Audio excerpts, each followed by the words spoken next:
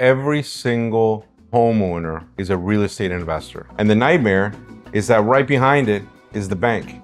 The demand is so strong that it's continuous. Everybody's trying to get their foot in the door. Yeah. Everybody's trying to get the best property they can get. When you buy a property, it has a history and you inherit that history. And you need to have all the information before you bid on that property. What do I do with this? You know, it's like they panic. The final judgment, when you're looking at the auction page, that's the magic number. It is a business. People can make 20, 30, 40, even 100% profit. It's not like the stock market or other types of investments that you can't go to Apple and say, hey, I own 100 shares, I'm gonna come hang out here. They're not gonna let you in there. Nobody knows, nobody has a crystal ball. Yeah. This is a global market and those auctions are global. They're online. We're gonna be seeing Jeff Bezos on that yacht more often, okay? O.J. Simpson did the same thing. The guy hasn't paid his mortgage in 10 years. Right. And he gets a nice bonus. Okay, everybody wants that money now. Yes. So what you bought is nothing. And in the end, you still can make a deal with the bank. And that's a hack. That's a foreclosure hack.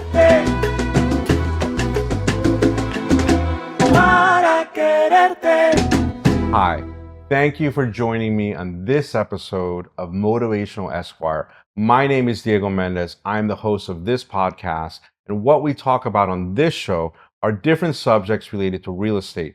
Specifically today, we're going to be talking about how to buy foreclosures at auction. A lot of people call me, and the reason that they call me is because they want to jump into this really exciting business opportunity. It is a business. People can make 20, 30, 40, even 100% profit on buying foreclosures. But you can also lose a lot of money if you don't know what you're doing. Today, I have my very good friend and real estate expert, Anderson Castro, who I've known for many years. We've worked on many cases together. We've helped a lot of people avoid the problems and fix problems. A lot of people come to us after the fact with a big problem, and we help them resolve that problem. And hopefully you're not going to have those problems, and you can learn from our conversation here on how to make money and how to do it properly. Thank you, Anderson. Thanks for inviting me, Diego. It's a pleasure to be here and talk about such an interesting subject as foreclosures. I really appreciate you coming here. One of the things that we have in common is that we're old foreclosure warriors. We've been doing this for a long time. We've been dealing with these issues for many, many years. That's why I invited you, because you're an expert. You've been doing this for a long time. So what do you think is one of the biggest issues that people have when they're looking at this process? Yeah, foreclosures are definitely an opportunity to buy property at a discounted price. But you really, the biggest issue is that people don't know what they're buying.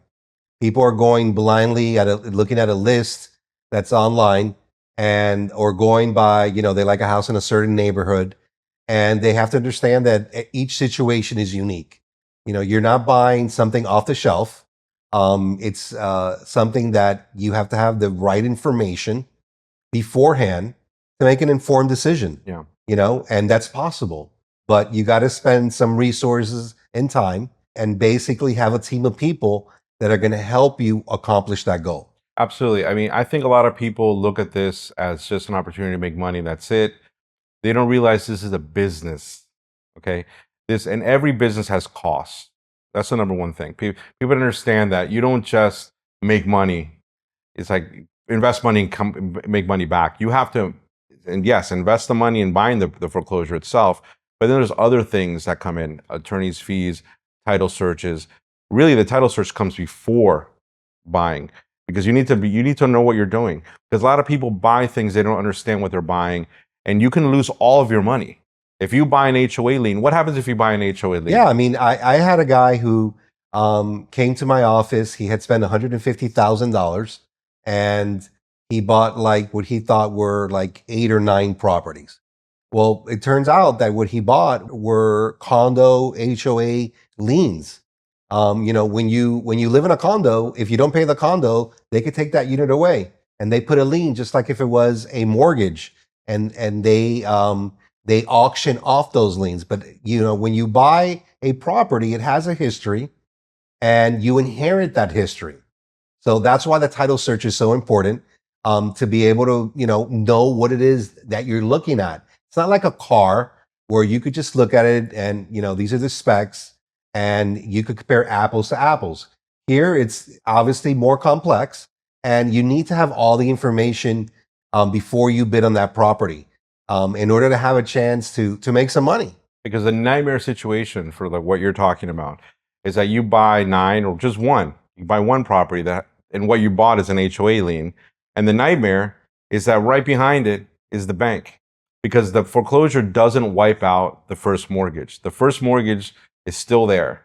So what you bought is nothing, basically. You own the house legally. It's yours. It belongs with the mortgage of the bank. Exactly. Subject to the mortgage. Right. Yeah. We're a lien theory state, which means that when the bank lends you money, they put a mortgage, which is a lien, on that property, but the property stays in your name. Yes. Since that's the way that it works, the only way that a property can be taken away from somebody is through court, which is the foreclosure process. And nothing at the end of that process, the property is auctioned off, as we know. And people have to understand that just like everyone loves Miami and Florida, this is a global market, and those auctions are global. They're online. So you have people in Monaco, you have people all over the world that are bidding on these properties. So that's, it's not just us, it's not just local people. Sure. And there are companies that just buy these types of properties, but there's definitely opportunity for people, and just understanding the risk and taking the right steps and having a plan. What's your plan for this property? Are you going to live this house? Is it an investment property? That's important, because that will help you focus on what it is you're trying to get out of it. Absolutely. But definitely going to make money. You're going to make money. And the best part is that what you're buying is physical. Like, you're buying something that's real, that you can touch, you can walk into, you can look at. It's not like the stock market or other types of investments that there's nothing behind it. I mean, there's stock, or companies, but you can't go to Apple and say, hey, I own 100 shares, I'm going to come hang out here. They're not going to let you in there, right? But a house is yours, and it belongs to you now. And you can sell it and hopefully get at least your money back that you invested. That's the most valuable thing of what we're talking about here. It's not that you can make the profit from reselling, is that your money is secured in some way. Right. It's a tangible asset. It's not something made up of thin air. It's a proven path before any of us got here on that everyone's going to need a roof over their head. So whether you live it, you sell it, or you rent it, it's going to be an asset that's going to appreciate.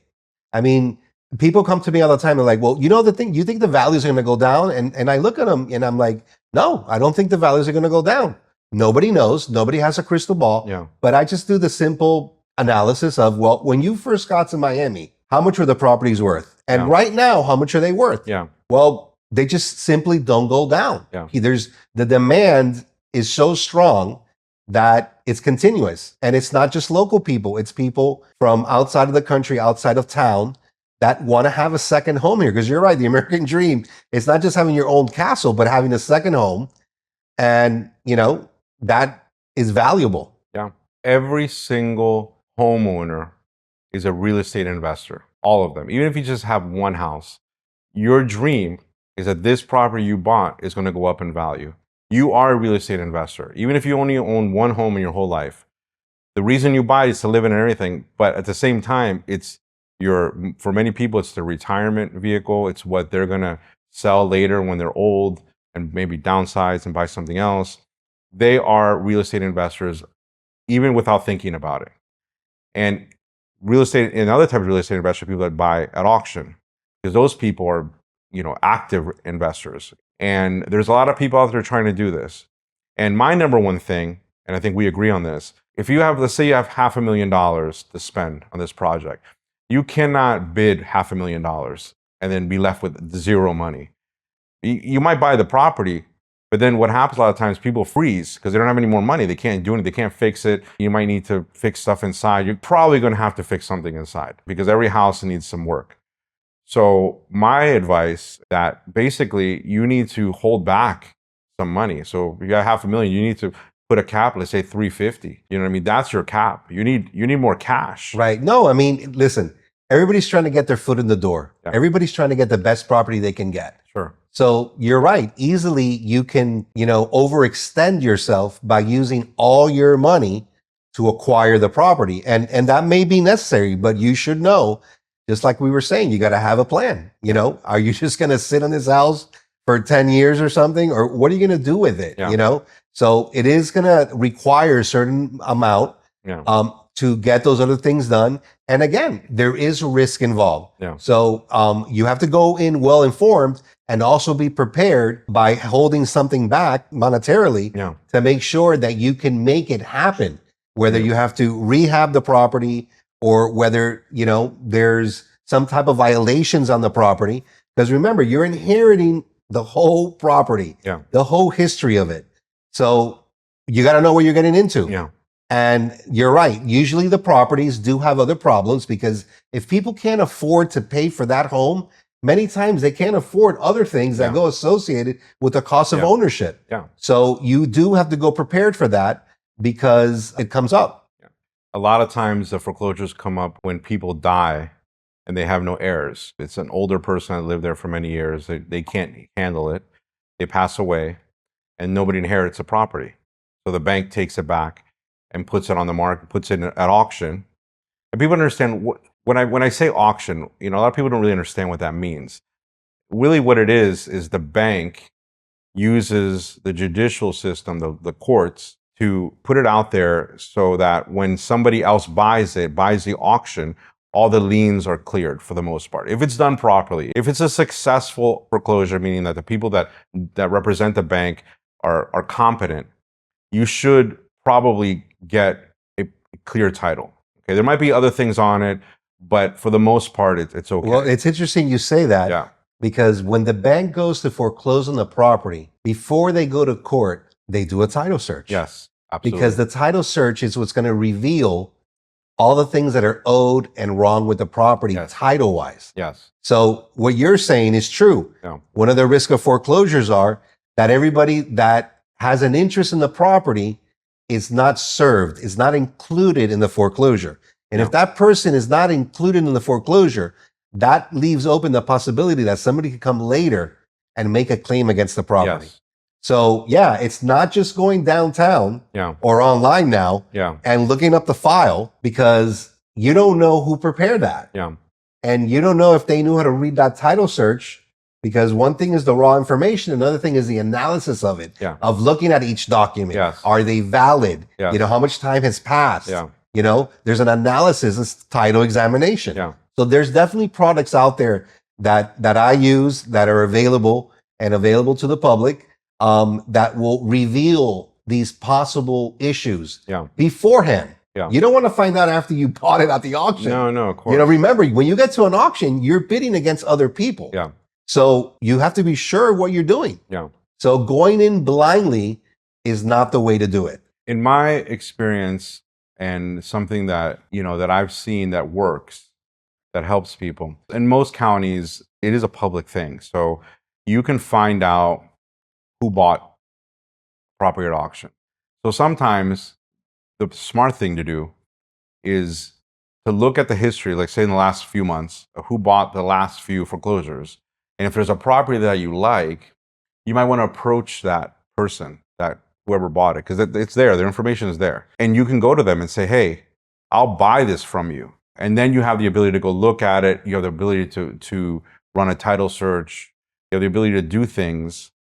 And the other person already took the risk of buying it at auction. You're going to still get it for a good price, because you're going to set the price. A lot of people, they don't know what to do with it. They're not experts at rehabbing. They're not construction people.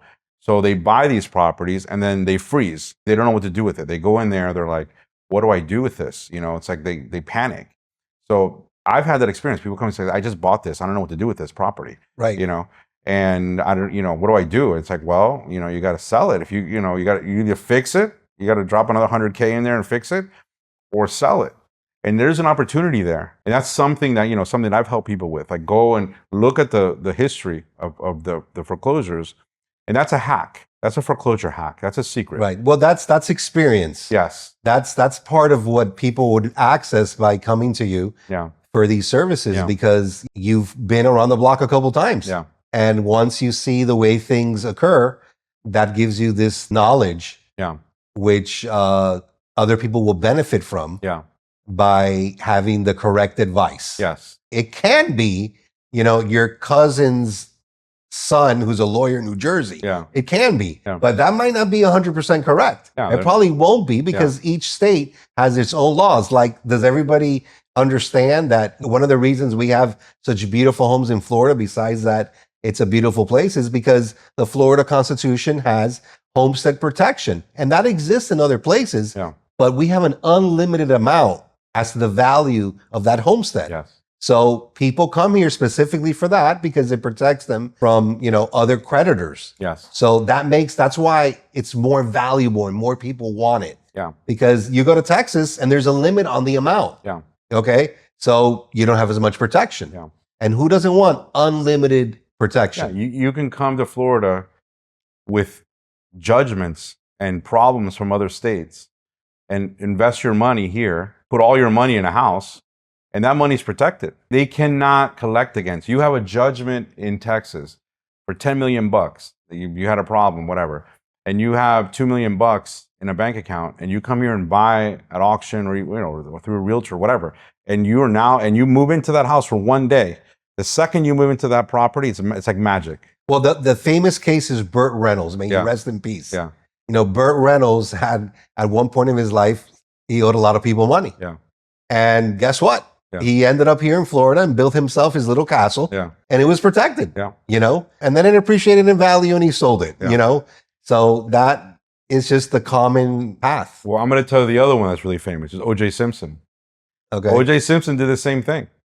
He had a huge judgment back in California from what he did allegedly. And he moved to Florida. And he bought himself a house in Kendall to hang out down there in the bars down there. I saw him a couple of times, actually. And yeah, the man had a judgment, and the people that sued him could not collect against him because, he also had his pension, which is also protected. So his pension from the NFL and this property that he owned. Right. Yeah. He, he employed estate planning techniques. Yeah. Beforehand. Again, folks, it's planning. Yeah. What did he use? He had a trust. Yeah. He had a revocable trust. Yeah. Which is not him as a person. Yeah. It's like a separate person. Yeah. So, if there's a judgment against him and his assets are in that trust, they're protected. Yeah. There's many ways and techniques, but you have to do it before. You can't do it once they enter the judgment, Yeah, I know. So you got to plan it beforehand. It's got to be pre-done. Well, I mean, you can if you have money that, whatever amount of money, you can buy a house here and the homestead protects it. As long as you didn't lie to obtain the mortgage. That's the only time it's not protected.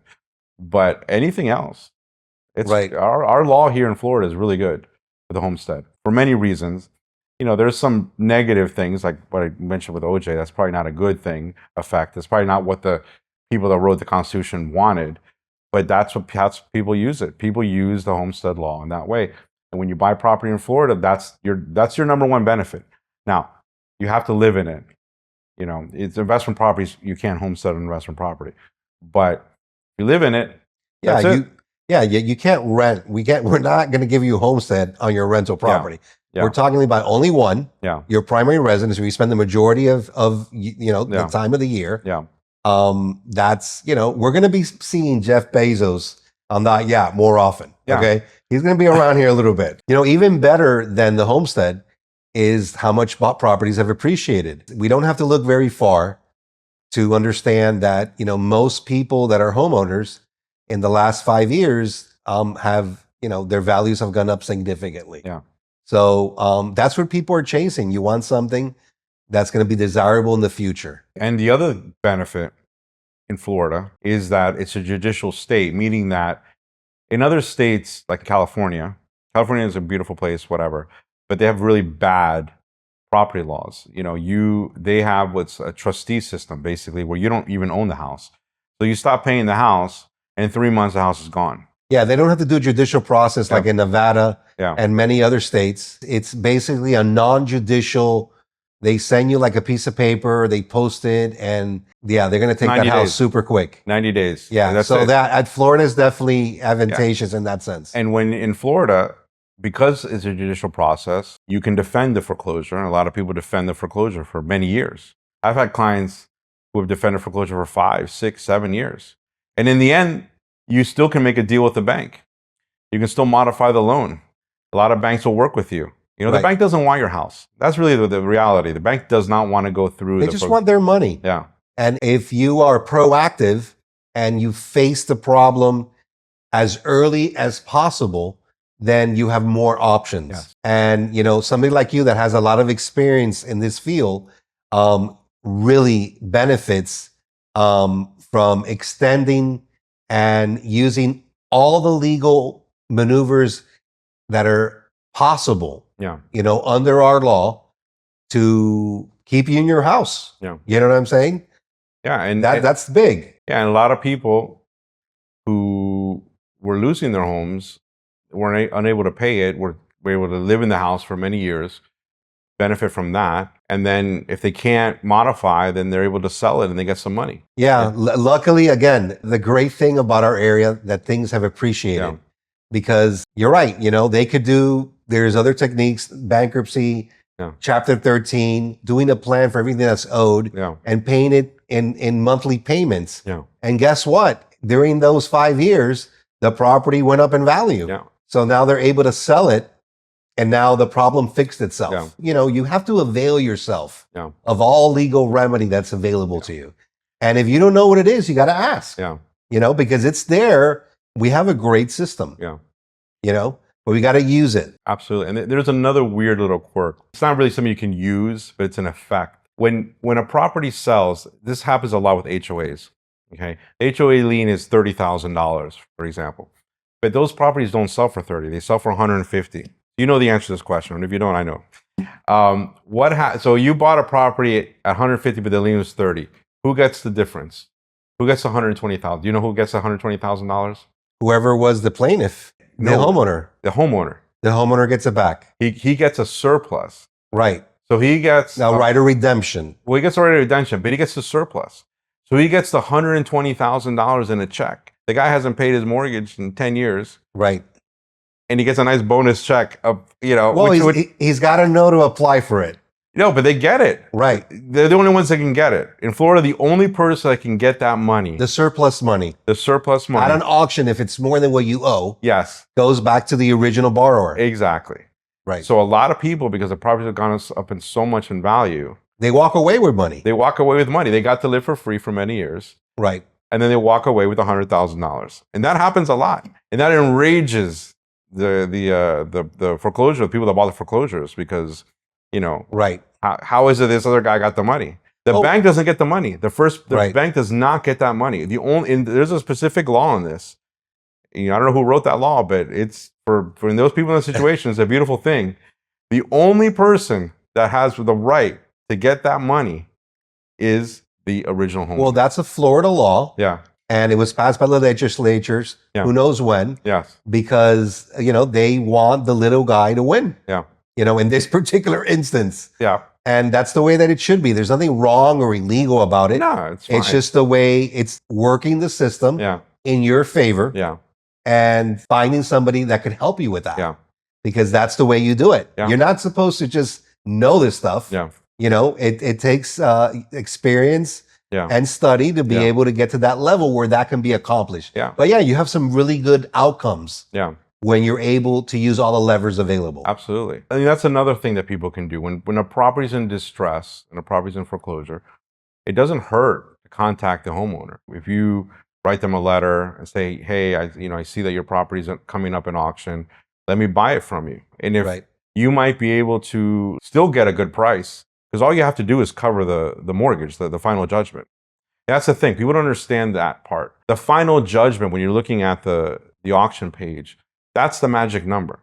The final judgment is what the bank wants, or they're legally entitled. Yeah, they have a credit up to that amount. Exactly. Up to that amount. So $1 more than that goes to the homeowner. And if you're an investor, you know that that's the minimum that the bank will take. Sometimes, every once in a while, the bank will take a little bit less.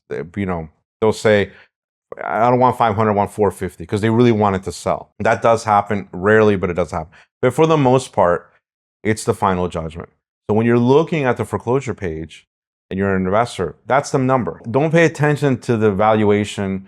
Because the valuation number there is a county. That's about property taxes. And those are distorted. Yeah, here we're talking about a debt. Yes. It's the mortgage amount. Yes. Plus all the expenses that they had. Yes. Which is laid out in the final judgment. Yes. So that final amount is they have credit up to that amount. Yes. So they're not going to accept less than that. Yes. No, they don't. They could. Yeah. But logic tells you that usually that doesn't occur. Exactly. So at least you could evaluate, okay, well, how much is this going to go for? Yeah. And then remember, it's an auction. Yeah. People are bidding. Yes. So then once you have that amount, then you got to figure out what your top number is. Yes. To be able to work it. Yes. And nothing, it's tough. An auction is very fast. Yeah. There's not time to think. Yeah. You got to have cash money to do this. Yes.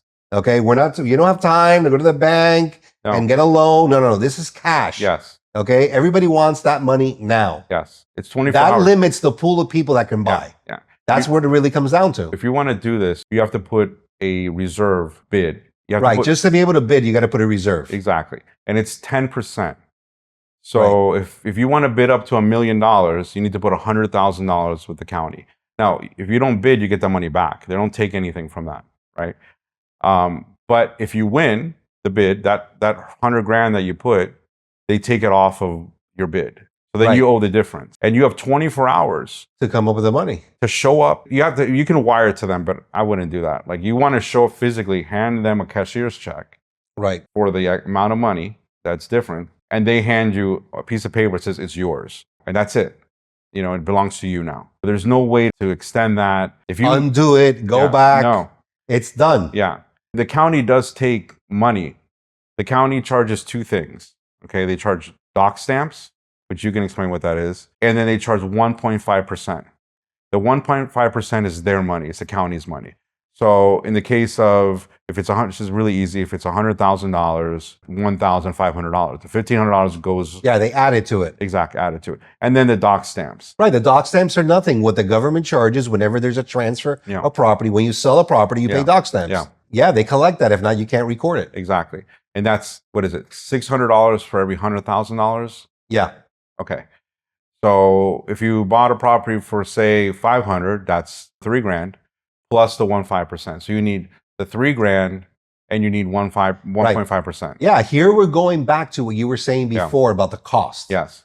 So to do this, these are non-negotiable. No. You have to pay these things. Yes. And it adds to what the bottom line is. Yes. So again, going in blindly. Yeah. You're not going to figure all that stuff out. Yeah. And if you only have the amount you paid at the auction, you're not going to make it. Absolutely. So it's better to know that beforehand.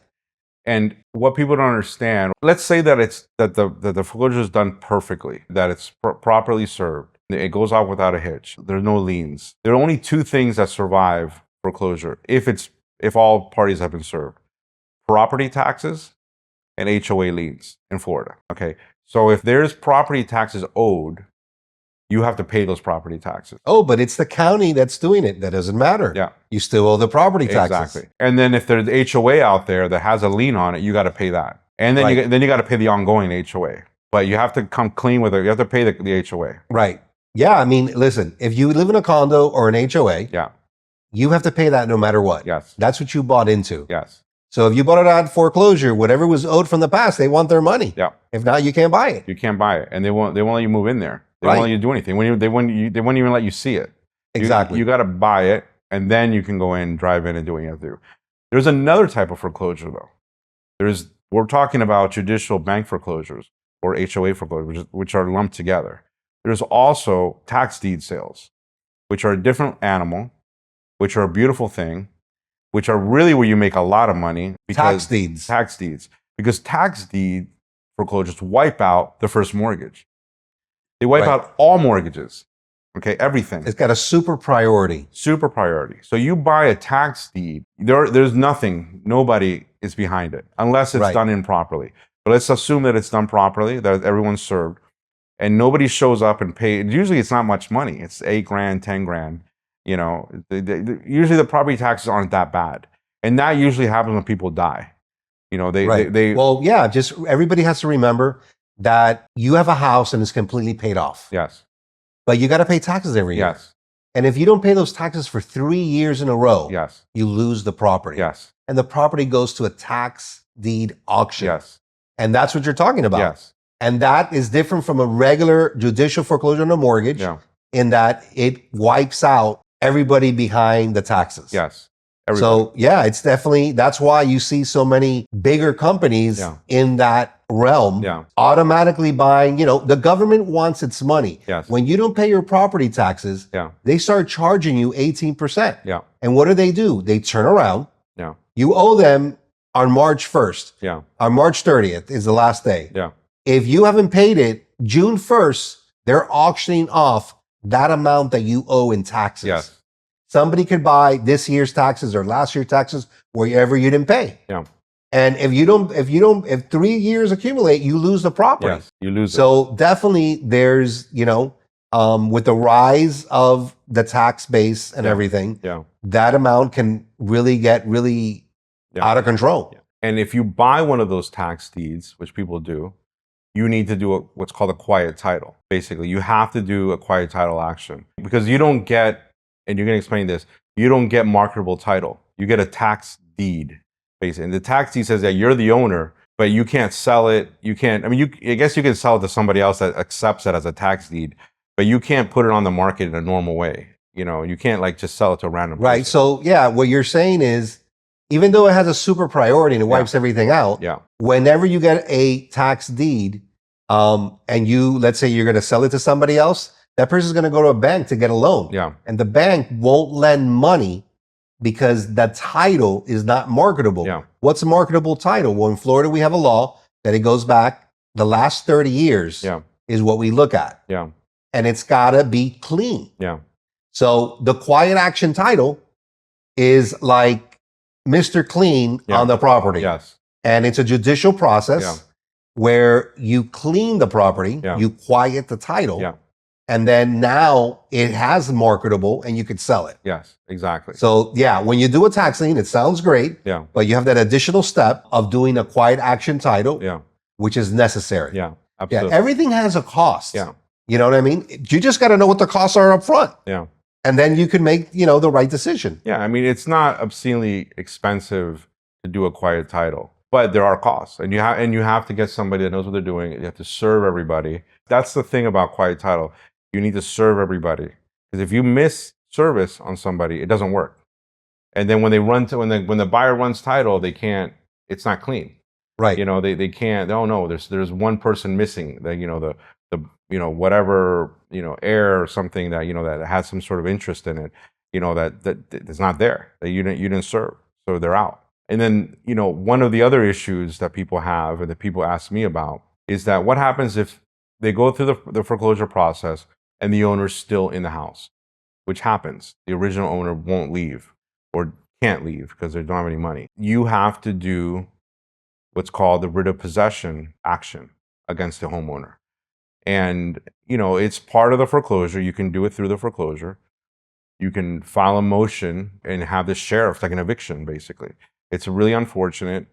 Right. You should avoid it if you can. And that's another cost. If you buy it and the people are still in there, you're going to have to hire a lawyer to do the writ of possession. You cannot do that by yourself. You're going to need some money to deal with that situation. You can't have zero money because they're human beings. They're in there, and you can't. In Florida, there's no self-help. The landlord or the new owner cannot walk in there and physically remove anybody. It's first of all super dangerous. Right, nor turn off the electricity, nor turn off the water, nor sending third parties to manhandle them off the property. Obviously, that's all self-help. It's completely illegal. Yes. You cannot do it. Perhaps in other states you can do it, but here in Florida you can't. Yeah. You got to go to court. You got to go to court, and if you do self-help, they can sue you, or if you do it violently, you can go to prison for that. So you don't want to do that. And it does not cost a lot of money to hire an attorney to do that. And it's the proper way to do it. And it's honestly the humane thing to do, to deal with these people in there in a humane way. But you're going to need money. And many times you have to give them what's called cash for keys, which is basically money to move out. And maybe it's not much, $5,000, something, so that people have somewhere to go. And right. That hack, it's not a hack, it's reality. Yeah. But the hack is that if they don't want to leave, okay, and you've convince them to leave voluntarily, Yes. then that's what we're talking about. That if when someone leaves voluntarily, that's okay. Yeah. You know what I mean? But it's got to be for real. Yeah. And it has to be done in a certain way to protect you. Yeah. For that it's clear and doesn't come back at you. Exactly. You need to, again, understand this is a human process.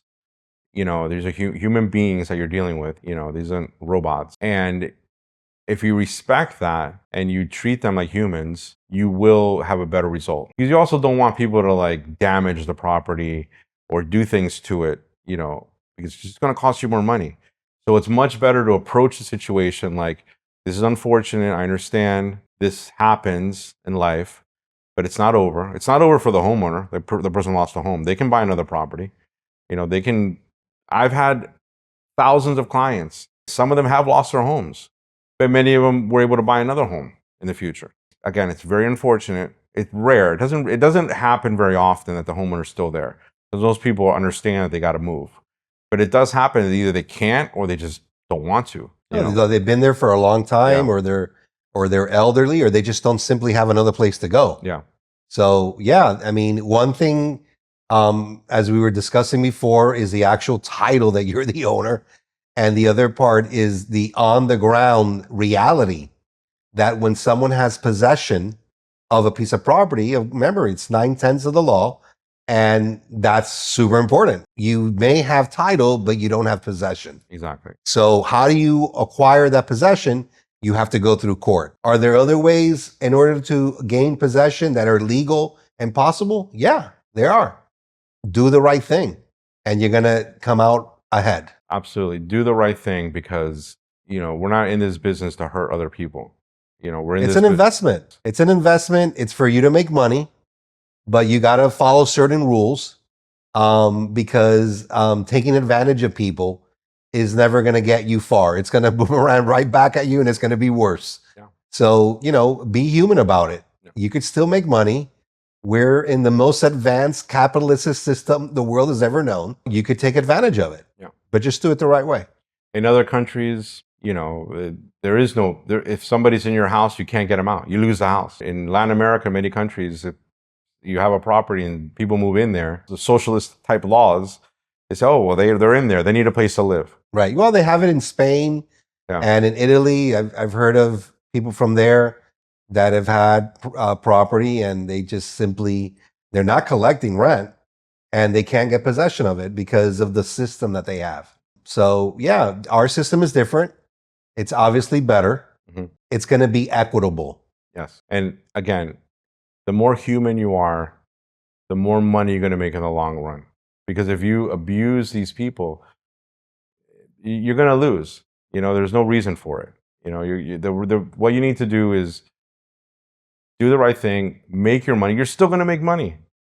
And it's your house. It's yours. In the United States, there is no such thing as like, I mean, there are squatters, but that's rare, and there's all kinds of ways to get squatters out, you know. But well, now they just strengthened the law here in Florida, so we have some additional ways. We're lucky that, you know, legislature passed some stricter laws to avoid the squatter situation. But yeah, usually we don't have that. You hear about it more in New York and in other states that have different laws. Yeah, in Florida, the squatter law, basically, people can be removed by the sheriffs just by notifying the sheriff that, you know. This is a little different because they were title owners. I don't think it applies for former owners. Yeah, they're not squatters. They're not squatters. So yeah, if you have a squatter, it's a different situation. But if they were the former owners, there's a way to get it. So thank you very much, Anderson. I think My pleasure. We had a really good conversation today. We learned some new things. We got to talk about things that we've worked on. And I really appreciate you coming by. Anytime. Thank you for giving me your time.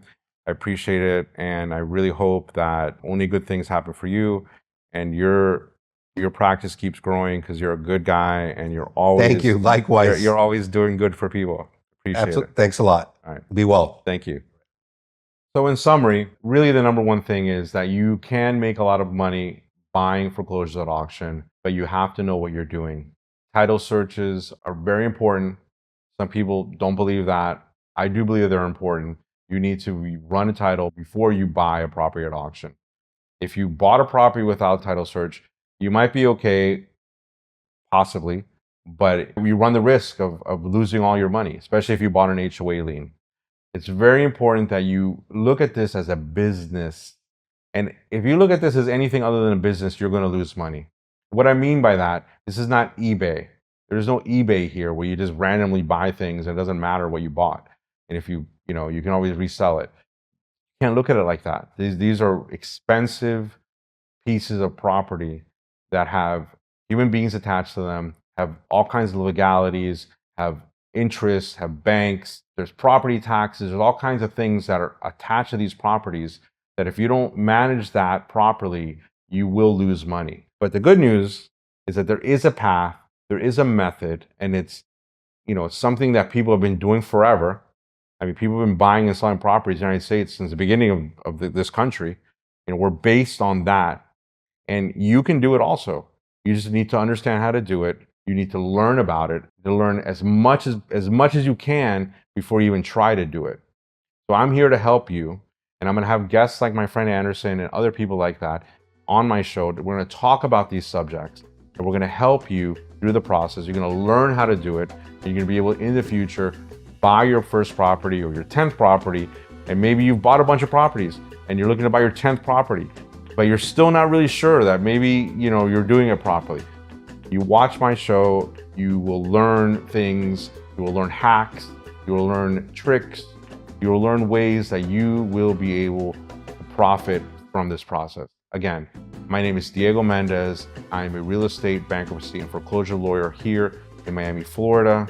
My show is called Motivational Esquire, and I'm here to help you invest in real estate, learn how to do it, and make money and live a fulfilling life here in the United States, where we are in the very best country in the world.